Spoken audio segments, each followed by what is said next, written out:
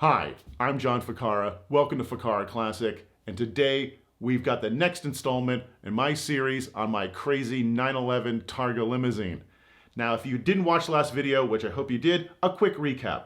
The car is a 1973 Porsche 911E Targa that was stretched about 4 feet and turned into a limousine with a 959 body kit put on it for the entrepreneur and famous balloonist, offshore racer, and owner of Benihana, Rocky Aoki. He ran it in the 1991 One Lap of America event, and it was put away for many years and ended up at a body shop in Los Angeles. There it was discovered by the artist Baron Margot, who purchased it from Rocky Aoki in 2008, about 2 months before Rocky passed away, and it was with Baron for many years. About 4 years ago, the car popped up on Facebook Marketplace for sale, and it kind of became an internet legend of who was going to buy this thing. Well, fortunately, it found a soft-hearted jamoke, me, to go out there and purchase it. I went and got it a couple weeks ago, and now we're going to go out to the garage and take a look at what I bought. So here it is, finally in the garage. Now, we dragged it in here because on the drive up from LA, 3 of the 4 brake rotors froze to the calipers. So it didn't want to come in, but it's in. And what we're going to do now is take a look at it. We're going to go front to back, top to bottom, and see what we bought. Now, honestly, Matt, have we looked at it all? No. No, we haven't. So we literally just got in the lift. So you are going to join us right now and discover what I purchased. And so let's just start at the front. All right, so we got the 959 body kit. This is all fiberglass. I don't know how it's attached. I'm sure it's just like drywall screws probably.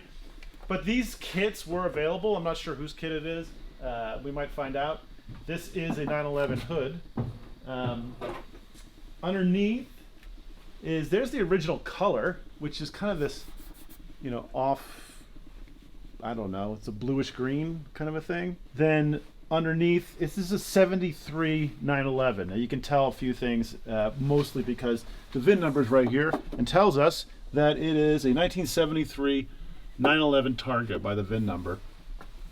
And it's relatively unmolested. It's no huge damage. I'm surprised it has the original small tank, that they didn't put in the larger 100-liter tank, which probably is what we'll do, is put a bigger tank in here, because that tank's probably nasty inside.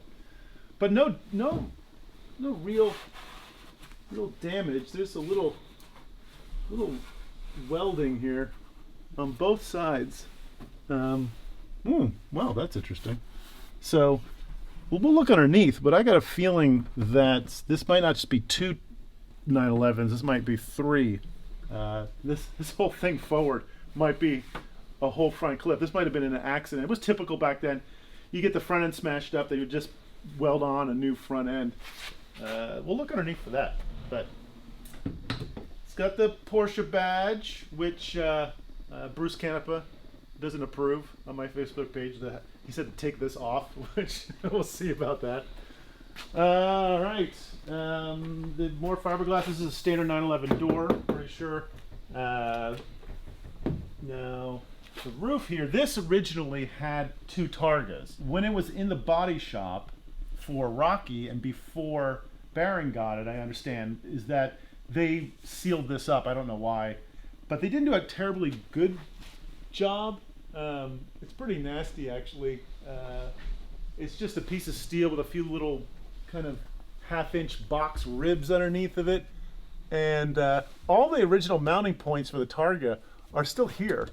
So what I want to do is make it a Targa again, make it a twin Targa. So we'll be just hacking this out.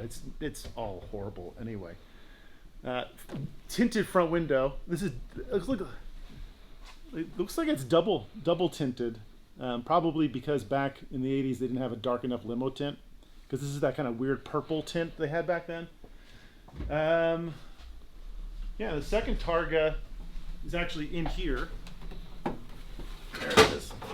And you can see it will need to be redone, but just these Targa frames are worth a ton of money now, so I'm glad at least we have that one. And they're designed to collapse and store, so this is one of the collapsing Targa tops. That's nice.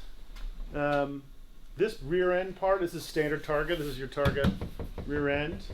And then all of this is more glass. This is all fiberglass put on over the steel. It'll be interesting to see where the original fender is, and how much they actually did that. And this is all, you know, cracking. It's an old fiberglass kit. It's kind of difficult to tell where the kit begins and ends, which is, I'm sure there's got to be 100 pounds of Bondo on this thing. As you see, no engine. That was lost. And the transmission is a 915. So we can bolt a lot of different motors to that. Whoop! And that, it's probably the most expensive thing on the car.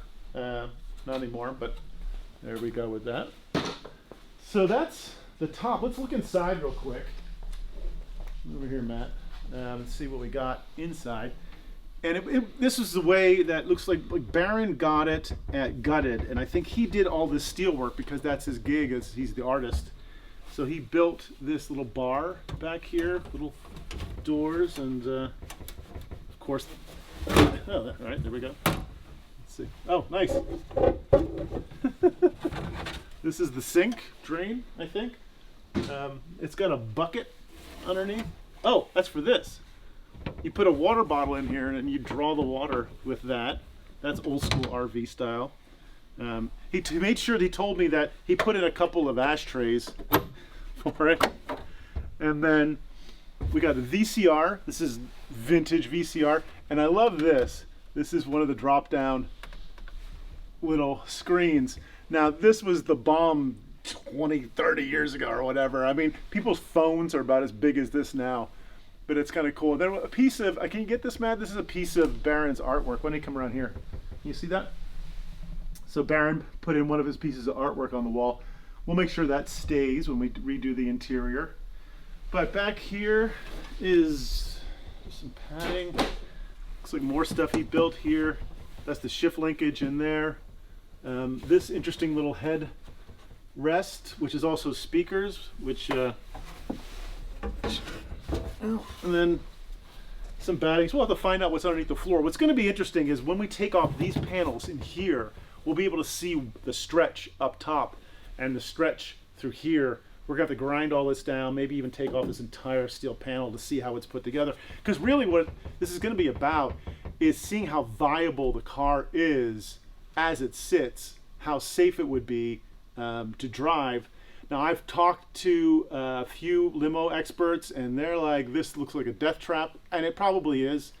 We know that it wasn't built by a limo company. It was built by a body shop, which is never the best thing. So underneath, we'll see how well that was done. But I'm not sure how the stretch was done, how structurally strong it is. We were talking about putting in a full roll cage front to back to create some structure, because a Targa, 911 Targa alone is a flexy little thing. A double Targa stretched is got to be, this thing's got to be like a wet noodle. So a cage would lock it together. But again, we'll have to take it apart and see what we've got. But this doesn't look bad. There's no rust. The panels are in good shape. These are the original sills on both sides, so they didn't make new sills up to here. And then in the front, you got a standard 73 911 dash. A real old school rock and roll steering wheel. He put in this longer shift. He built this whole center column, so the emergency brakes under here. But so we'll be taking this out, all of this out. We're taking these seats out. They're kind of Recaro-esque. I'm not sure if they're Recaro seats, but they're leather or leatherette Recaro seats. We'll pull these out. I want to put some Porsche seats in it. Make it a Targa again. We'll have to redo the dash, but it's nice. Got all the original instruments in it. No ignition, no door panels. These doors have windows. The rear doors don't have any windows. Oh, I wanted to point that out. So stay over there, Matt. I want to show the doors. So the doors, the front doors are standard 911 front doors. The rear doors are actually shorter. They did a neat job, but I think they did is they sectioned them and just shortened them in the middle because there's no vent window on it. So they're about I don't know, 6 or 7 inches shorter than the front doors. And that actually is pretty tidy. I don't know where we're gonna get glass for this, or if the glass for the front fits in here and it's sized up. That would be the nicest thing, is if it was just a standard 911 door glass. But we won't find out until we try to do that. Looks like one door was built by a professional and one door was built by his apprentice. This one was shortened actually really nicely. They just moved the front back. That one over there, they put a big old metal plate on. So that's not the prettiest thing in the world. So already some uneven build quality showing itself. And we got this massive, I mean, look at, this was all glassed as one piece, this entire sill front to back. Can you get that, Matt? It's actually, to get this all really straight and have it not be cracking and kind of flowing the way it is, this was some good body work they did back in the day. I'm not sure what Rocky spent on this, but it must have been a pretty penny in the 80s, 90s to do this. So far so good. You know, we haven't dug in too far. I'm not terrified of it. It's, you know, there's a lot of familiar things going on here, a lot of 911 familiar things. It's the unfamiliar that we're gonna have to dig into, the limo part of it. So I think next what we'll do is we'll put it up in the air, we'll take the wheels off, see what the mechanical looks like underneath, and then check out the stretch from underneath. Are you ready? Let's go one step beyond. Ready? Let's do it. All right, now here's the exciting part where we get under the car and really see what's going on. I want to start with the wheels we just took off, so we can take a quick look at those. These are, I believe, Gotti wheels from back in the day. These are the original wheels from when it ran back in 1991. 15-inch wheels, 8-inch wide in the front, 10-inch wide in the back. Some good old radial TAs on the back there. But what I wanted to show you were the lug nuts we took off. This is a standard, you know, aluminum Porsche lug nut. And then this is a hollow one that we can use for the long studs. So it's a mix mash, but on the back were these steel hot rod ones. And look at that crack right there. And a stack of washers. See, these are beveled, so they just kind of smashed it in there until the washer beveled out on the inside. And this is something you'd use on an old 60s mag, not what you use on these wheels. So I'm glad that it didn't have an engine and transmission and ram, because the back wheels probably would have come off with these lug nuts. They're garbage. Now, whether or not we use the original wheels or not, that's way down the road. They're really cool looking, so I'm tempted. But we'll see where we go with the design of the car. All right, those are the wheels. Let's look at the car. Let's just start at the front, shall we? This is all fiberglass up front here, part of the 959 kit. There's no oil cooler or anything back here. This was kind of a cool little hack they did here. The 74 and on Carrera cars, the European ones, had these two turn signal lenses in there, and we got these, right? So instead of having to make one lens that went all the way around, you had two lenses that went there and there. So that's actually a Porsche setup from the later Carreras, which is kind of cool. So we got the lenses, we found those under the front seats. So nice to have those. So the kit is the kit, but what we want to look at is the steel that's underneath it. Luckily, I think this will just unbolt because this is a hot mess.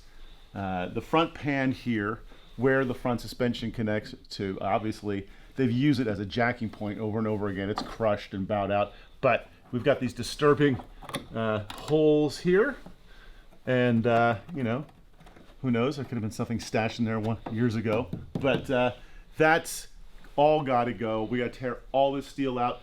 The nose piece here on the front, that's got to go as well. That's got a little bit of rust in it. What's interesting is, remember we saw the kind of weld marks up top where I was kind of wondering what was going on. We know exactly what's going on.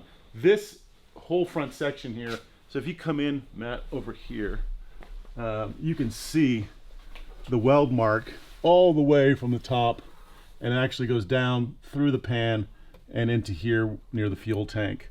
So this entire front section is from a 74 or later. Actually, you can, I don't know if you can see up in there, but there's the bumper where the impact bumpers for the 74 later cars bolted on. So this is not a 73 front end, it's a 74 front end.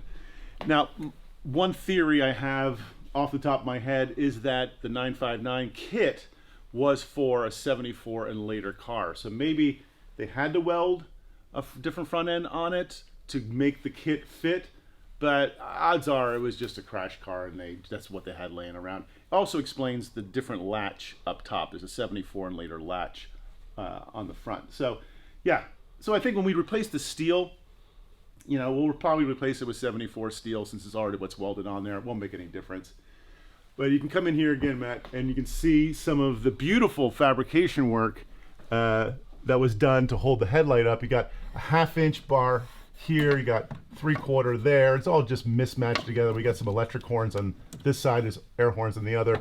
But they just kind of welded this crap in. It's not pretty, it's not well done, but very typical of kit cars. It's like if you don't see it, then it's not a crime. So the crimes are all hidden underneath. We'll clean this up a little bit, but probably not a lot. The rest of this is relatively stock. The brakes. Oh, let me show you the brakes. We did find, maybe totally stock, but since we know this is a 911E, what was on the front were S brakes.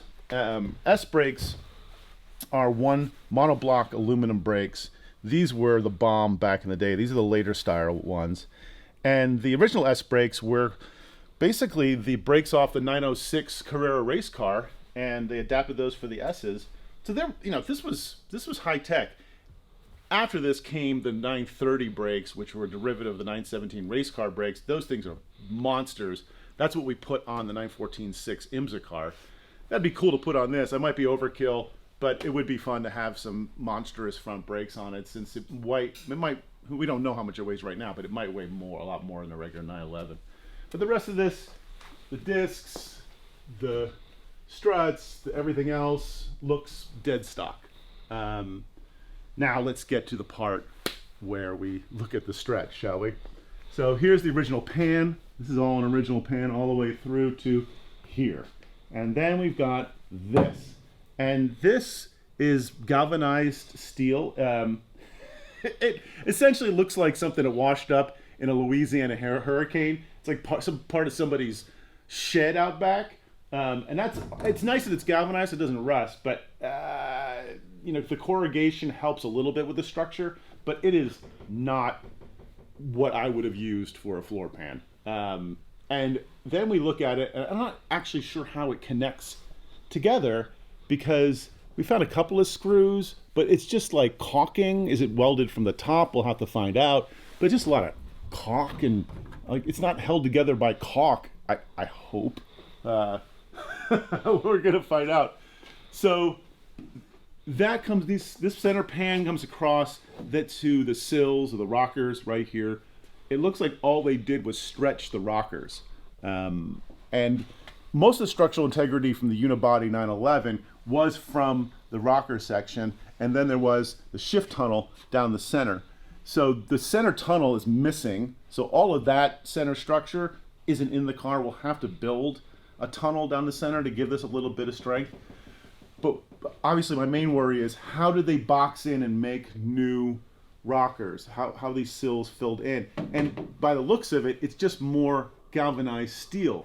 So I don't know. I don't know about building limos. I don't know how much these guys did either. But we're gonna have to take a really good look at how that is, how it's held together, how it's structural. These are the bottom of the bodywork. You can see, I think they had probably 2 959 kits that they had to put together, because there's a weird seam here where the two pieces come together. On top, it's really prettily done, but actually down here, it shows, again, hiding the crimes under the car. You know, there's a hole here, which is for the drain upstairs, for the sink. Then we're back to the original car here. So it looks like that this is one 911 Targa cut in half, because this lines up with this.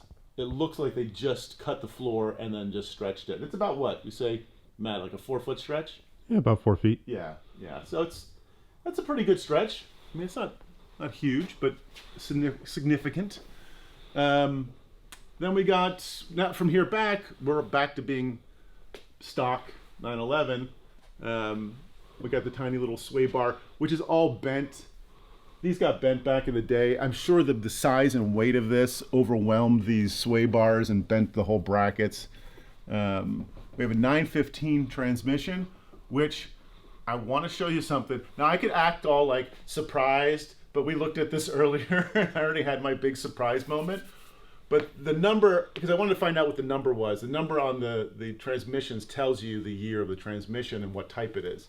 And this is a 5-speed 915 transmission. Luckily, the numbers are still there because most of the time these get scraped off every time you go over something, an old 911. So a lot of guys have no idea the numbers of their transmissions. But this it's 715. So the 7 means it's a 5-speed. The 5 means it's a 1975 transmission. So maybe that front end was from a 75 and they grabbed the transmission from that car. Who knows? But it's a 75, so it's a good 7. These are great transmissions. They're pretty hardy. They use them for years. There's a lot of things we can bolt up to it because obviously no engine, we'll have to bolt something up to it. But the number, the finished number, the actual serial number of it, after you get past the type number, is, and I kid you not, 2904. Are you getting that, Matt? Yeah. You see that? So if you know me, you know the 2904 was my Cannonball Run race that we did from 2007 to 2017, and that's, I mean, is that a sign from the gods or something that the transmission is 2904? I'm not making it up. I mean, that's totally real. So when we saw that, we fell over. That we thought that was amazing, and it's nice that it still exists on the transmission. So the transmission of all of this definitely stays. And then the question is what we put here. Now the engine was lost to a shady mechanic years ago, according to Baron. We'll have to find out what we put in here. I would like to put another 911 motor in. The rumor was back when it ran was terribly slow. I'm sure it was heavy. 911 engines are expensive, and the old ones, you got to spend a lot of money to make real power. So a carbureted one's probably out of the question. Maybe a later fuel injected engine. Ideally, like if I could just wish something in here, it would probably be like a 964 turbo motor, which would be amazing. But those cars are worth a bundle. They only made a couple of thousand of those, so the odds of finding one of those engines slim. But that would be cool. Of course, people are like, you put an LS in the back of that thing. We can go like Hoovie's route and big old V8 back here. It would fit. It would kind of fit the ridiculousness of the car. I just prefer to put a Porsche motor back here. We'll see. I'm not going to put a WRX Subaru motor back here. I just can't do that. So that'll be, upcoming. We'll have to start searching for a motor and obviously tearing all this out. What's interesting is all the stuff from the original engine still here, the boxes and the fuel filter and the oil tanks over here. So they literally just pop the engine out and send it away. So it wouldn't be a hard thing to put one in. We definitely have the room for something big back here with the 959 kit. So that all comes through here. We got regular 959 taillights. This bumper looks like it's a separate piece from the top part. It's got a little crack in it. So I think, it's all body work. We'll fix all this.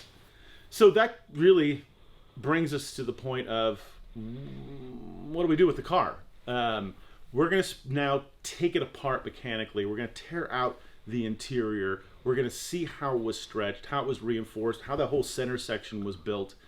Then I'm going to ask some experts, because I'm not an expert in limos, and not something I'm going to make up as I go along. So I'm going to get a couple of cage guys, 911 cage guy up here. I'm going to get a couple of fabricators up here. I'm going to get a limo guy up here, and we're going to find out if this is feasible. If it's not, it might just be, hanging on the wall or something. But if it's feasible, then maybe we'll turn it really back into a car, and that would be exciting. And we could go cannonballing in it, which would be ideal. That's kind of the dream, is to get this back the way it looked back in the day. Maybe get some sponsors on board, do some cool things, and go cannonballing. But just to control expectations, I don't know yet exactly what we bought. It's pretty frightening and atrocious, but not so daunting I wouldn't want to dive in deeper. So we're going to dive in deeper. Oh, I didn't ever showed you the rear trunk lid. So the rear trunk lid is just 959 style. It's not a 959 lid, fiberglass. And if you look at the old Paris Dakar 959s, they had oil coolers in the center here. So we could do that if we needed oil cooling for a V8 or something. We could put something in there and that would look really cool. I mean, wouldn't it be cool if you had like a Rothman's livery 959 all done up Paris Dakar? That's just one idea. There's lots of ideas we're going to have. So thanks for watching. Stick with us. Like and subscribe because we're going to be doing more videos, obviously, on this as it kind of grows and the project continues. And oh, I got the merch store going. I'll put a link in the description below. You can buy some merch and help support this crazy project. And yeah, tell your friends. Help me grow the channel. Thank you for watching. Have a great day.